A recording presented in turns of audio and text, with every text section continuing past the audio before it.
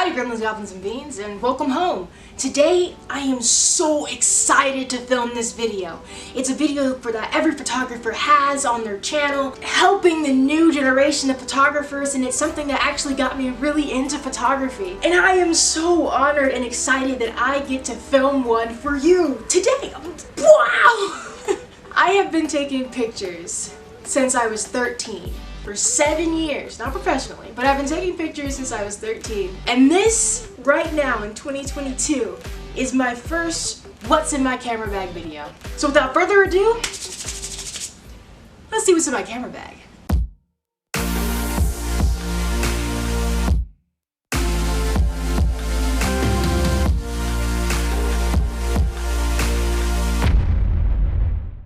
Before we jump into the meat of this video, I do want to preface it by saying this is what's in my camera bag. This is what I carry every day and what I find useful whenever I'm going out shooting, if I'm just going out with friends, and if I'm doing something that's a little bit longer, that's like if I'm on a trip, I'm bringing something entirely different, honestly. So if you don't have exactly the same gear, that's fine.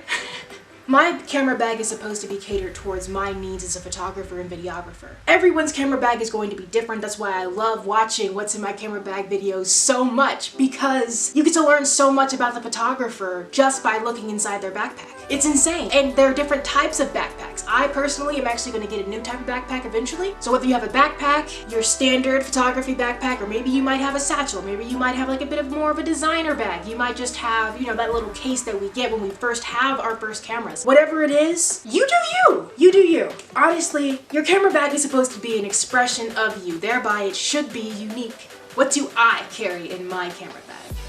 First of all, let's start off with what everyone probably is asking about. What camera do you use, Beckett? What camera are you shooting with? I am currently shooting with Canon. Yes, I shoot with Canon. My first camera was actually a Nikon.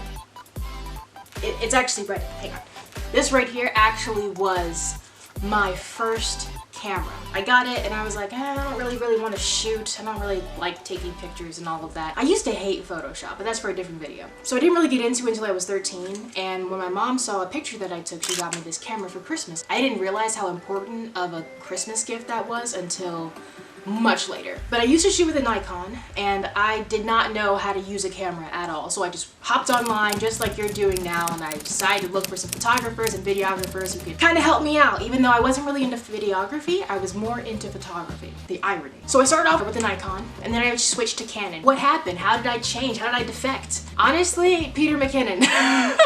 I watched video after video after video after video of Peter McKinnon. He's a die-hard Canon fan, and he actually is an affiliate with Canon now. When I first watched him, he was just Pete. It was so awesome to see him grow. And he inspired me to become a photographer, even though I really wanted to be an astronaut. And then later I realized that he is living the life that I sort of want. I don't want exactly his life, but I would love to go and do adventures like that. That's really what sold me on trying to emulate Peter McKinnon, because he was my hero. He is my hero. So I decided to go with Canon, the Canon brand. Currently, I am shooting with the EOS Canon Rebel T6. Yes, yes, yes. Not a professional rate camera, but you don't have to have a professional rate camera in order to take professional level photos. Y'all, that was deep. I started off with this little baby point and shoot. The pictures came out pretty good. I probably could take some really good pictures now. Maybe I should do that as a different video. Just shooting with my Nikon again. See what happens. That would be fun. You know what? We will do a different photography challenge later. I should probably put this back. Well, I'm waving it around. So of course, when I was 13, I got the Nikon. But when I was 16, I realized, you know what? I kind of want to up my game, and I got the Canon Rebel T6. I had no idea what to do with it, but now I'm like, this is child's play. I really like the Rebel T6 because it was very inexpensive. I bought this camera specifically for photography. I had no idea I was going to be doing videography and making YouTube videos later. I had no idea. I thought I was only going to do photography because videography, what are those? Why do I have to make videos? And now it's my major. I digress. Eventually, hopefully I'll be able to upgrade my camera to something a little bit different. I really think that the Canon EOS Rebel T7 might be the camera for me because it has a flip out LCD screen that will help me focus so that I'm not going in the back and forth and back and forth and back and forth. Wow. It's really, really exhausting. So I'm excited to upgrade it, but I realized I needed this camera to be upgraded when I was 18. So 2 years ago. Been 2 years, still doing pretty good with the Rebel T6. But the T7, I'm coming for you. The lens that I normally use, the 18 to 55 mil, I put a polarizing filter on it, not because it makes a difference, just because it keeps my my lens all clean and stuff. I really like that lens. It's really good for doing any and everything. I really like doing portraits with it. I like taking pictures of still life. I like taking pictures of flowers and taking pictures of animals is a little bit hard because if it's something that's fast, I'm in trouble, honestly. If it's fast, it'll be really, really dark. Also, I don't really particularly like how the aperture doesn't open up as much as I want it to. It does not give me nighttime capability. However, I did buy the 50 milliliter Canon. I did buy the Canon 50 milliliter. I bought the nifty 50. God. As you can see from this video, I have used it a little bit. I haven't really gotten into actually using this lens. However, I do love the depth of field. It's a little bit of a learning curve, as I said in my previous video, but I know it's going to come in handy when it comes to portraits and when it comes to those really dark moments, like when I want to take a picture in like an aquarium, which actually happens a lot more than I thought it would. A lot of times I'm in some shady spot and I'm like, my aperture just will not open wide enough, and if I go any lower with this lens, in my shutter speed, I am going to have so much blur. So much blur. So I'm very excited about this one. Now let's talk about my last lens. I only have... How dare? Anyway, I only have 3 lenses. I'm a pretty new photographer, but I still make money with the lenses that I have and with the camera I had. Isn't that remarkable? Well, you don't have to have anything fancy in order to make money. Use what you got. This is my big boy lens, honestly. It's my 75 to 300 mil. Wow, I got it right on the first try. Whoa. When I saw it, when I got it in the kit, it came with the Rebel T6 kind of kit. I was so excited about the glass on this. I only use this lens whenever I'm doing something like a bigger event, like a graduation, or if I'm doing something for a client that has someone on stage, so that I don't have to be really, really close and in the face of other people. Because if I'm in the face of other people, they're gonna notice. The way that I like to do photography is that I don't want to be noticed when I'm in a big crowd at a big event. I am not the star. The person who is speaking is the star of the show, therefore I should be a shadow. That's why I really like this lens, because it allows you to get really close up to anyone. No one really knows that you're aiming at them. There are a lot of people who do look at you who are like, oh my gosh, person with the camera, but this helps mitigate the anxiety of being seen and perceived, and it just gives you more natural, candid photos instead of just the because I've spotted you, you know? Excellent lens, I love it. Now we're moving away from the camera, from the lens. Let's talk about like the little nitty-gritty things that I like to keep. This is a tamale bag. Everyone picks on me for the tamale bag, but guess what? It works. I don't need to have anything fancy. I might get some clear ones. I might. It looks good. I like the aesthetic. Look at this, brown. I like the brown. It doesn't matter about the bag, it matters what's inside of it. Every photographer knows the fear of that little flashy button that says, oh my gosh, your battery is low, when you only have one battery. I made that mistake exactly once, and then I decided to go out and buy some new batteries. I think only one of these is actually a Canon battery. The rest of them are off brands and they work really, really well. I don't remember what brands that they are, however they were really cheap off of Amazon, just some really quick and easy substitutes. Also, my battery charger just decided to quit one day, and of course that is terrifying when I'm trying to film some videos and all my batteries are dead. So I have 5 batteries and a new charger. It allows me to charge 2 at a time, and it also came with 2 batteries. So this was incredible. Having extra batteries, obviously we know why we need extra batteries. But having a charger on hand is also important. I would encourage someone to have not a charger that's completely just, this is all one part. Having that removable part so that you're able to use any kind of outlet that you come across. I don't have any jibs. Okay, this is a jib. Not a port, not a plug-in, jib. I don't have any jibs for other countries that don't use the American outlet. We'll figure that out later. Speaking of batteries, we always have our phones on hand. I know I don't want to be worrying about eventually we're gonna get to a complete thought. I know I don't want to be worrying about my phone and its battery when I'm trying to take pictures. That's just an added stressor I do not want. Because if I'm in the middle of the woods and trying to take pictures of some trees of a specific animal, I might be out there for a while. So having this next gadget is a lifesaver. I use the Otterbox portable charger and it is amazing. I don't just use it for my camera bag, I use it whenever I'm going on an extended trip to somewhere. I don't know, just I want to sit outside and my phone's dying. I'm like, there's no outlet. Oh wait, I have this. It's very convenient and I use it every day. My dad got one, he's using it. My brother got one, they're using it. My mom is going to get one eventually, but she's busy. It's a good thing to have even if you're not a photographer. I know that I live on my phone, like my job is on my phone. Okay, job. I like to keep track of like TikTok and Instagram and messaging my friends who live around the world who are only up for a certain amount of hours. Speaking of, one of them just texted me and I'm like, you should be asleep. I'll have to call her later.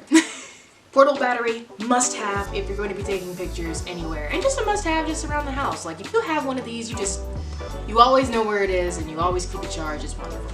Alright, next up we have my Pelican case that holds all of my SD and micro SD cards. These two are micro SDs and it just keeps track of all of the SD cards I have. Every hour I can easily shoot 200 pictures on average. So having these extra SD cards is a lifesaver, especially in a place where I can easily find them. I don't like having them and it's over here, oh no, it's over there, it's over here. I got really sick of that, so I went to the store and got one of these. It's a bit more pricey than I really wanted it to be, but I think it's worth it because your SD cards have your pictures, which is your work, which is your livelihood, which is your memories. This is pretty shockproof. It's waterproof, I think, to an extent. I'm not testing it. It's a good case for my SD cards in the event that something terrible happens, like I'm in the rainforest, which has happened before. My camera bag is completely soaked. I don't want to lose those pictures. I did lose those pictures, but that's for an entirely different reason. I'm not really a huge fan of filters, so I only use the polarized filter just to keep my lens clean. However, I like to just keep like a couple of extra ones, like an adapter and another one, I don't remember what it is, it might be UV. I'm not sure if they work. I haven't really seen a huge change in any of my photos. However, if you are looking for like a filter, something like that, Peter McKinnon's ND filters are what I'm gonna go look for because I really want to use an ND filter because it will definitely help with like making sure that my aperture is really big and I don't have to worry about a whole lot of things when it comes to the exposure. But if you just want one that's simple, just keep your lens clean, just having one is pretty good. These next two things are going to be very exciting, but I promise that these definitely help. I like to keep a tiny journal. Just it's small, it doesn't take up a whole lot of space, but it provides me paper to be like, oh hey, I want to do that sort of video. Or hey, what if we did this? What if we did that? Oh, I want to take pictures of this. Or just a random to-do list of do not forget to do A, B, and C. It's just really handy to have on hand. I like the leather ones because I'm bougie like that. Also, having a pencil bag is really important because you don't ever want to be caught anywhere without a pen because you may need to sign something, you might want to mark something. Having a pen on you is just in general a good thing. This next doodad is just something that I saw and I have just been using it for more than just photography. When I was in high school, I guess I was 16, there was a kid in my class who was a photographer and I wanted to be like him so bad. And he had like a phone tripod, a tripod for your phone, and I was like, whoa, that's incredible, and I was so jealous, so I really wanted one. And I've been using it for lots of different things. When I was first starting out on TikTok, I didn't have my ring light, but I put the top of this little thing, it comes off, I put this on top of the tripod and it allowed me to film steady TikTok videos. I like having this one because it helps out when I'm like, maybe I'm watching TikToks, maybe I'm watching a movie, maybe I'm watching a YouTube video about how to do something. It really helps and you don't realize how much you need it until you have it and you're like, oh, I love this thing, good day I can recommend. If you don't want this one, then there are so many options out there. There are tall ones, short ones, medium ones, all of the ones, everything. It's just a very good thing to have and I always will recommend that people have one of these. I also like to keep microfiber cloths on me just because you never know when something's gonna get dirty. Normally I would have it, but I don't know where it is right now. I guess I must have used it and put it down somewhere. That's really what happens most of the time. I use something, put it down somewhere, and poof, it's gone. But I use a rocket squeezy to make sure that like whenever I'm putting my camera gear away after a day of shooting, that I don't bring any dust with me when I'm unscrewing the lens. I don't want any dust on my mirror or my sensor. No bueno. I also like to use little like wet wipes. Like it doesn't really matter the brand or anything, just a bunch of wet wipes. Always good to have. I'm gonna have glasses eventually, so having those wet wipes on hand for my glasses, for my lenses, all of that, definitely a lifesaver. So let's talk about the bag. This is currently the bag that I'm sporting. It's an Ultra. Yeah, an Ultra bag. I got this for Christmas when I was 16. It has several different pockets in it. It zips on the back, which I really like. Make sure that no one's rummaging around in my stuff. It has several pockets, including this one up here, which I use to put my contracts in. It has several different kind of like pocket areas. You're able to customize it, taking these in and out, and like, I still have to redo it because I only just got the Nifty 50 and I still don't really know how everything's gonna be fitting in my bag. Hence why my gear is everywhere besides in this bag. I do like this bag, however, I want to do something that's a bit more personalized now that I know, what is that? Oh, that's with that. I have a better idea about the kinds of photography I'll be doing and the sort of gear I need to kind of bring with me. It obviously needs to be replaced because, well, wear and tear is all over it. I will be completely honest. When it comes to the bag, what I'm really looking for is a smaller bag because I don't bring a whole lot of gear. Because camera gear can and will get heavy on you. It doesn't matter if you just have the camera body and just the lenses and you happen to be walking for 30 minutes with the backpack on, it will get heavy. I also would like one that's water resistant because I have found myself in so many situations of which I needed a waterproof bag and it just wasn't. In some places the rain is serious. But yeah, that's it. That's all I carry in my camera bag. Thank you so much for watching. Let me know what you have in your camera bag in the comments below. If you have any questions about different gear that you either want to purchase or that I have, that I will definitely try my hardest to answer your questions. Just leave them in the comments below. Don't forget to like and subscribe. Remember that I love you, I'm proud of you, I hope you have a great day today. And if you don't have a great day today, I hope you have a better one tomorrow because you absolutely deserve it. Love you. Bye.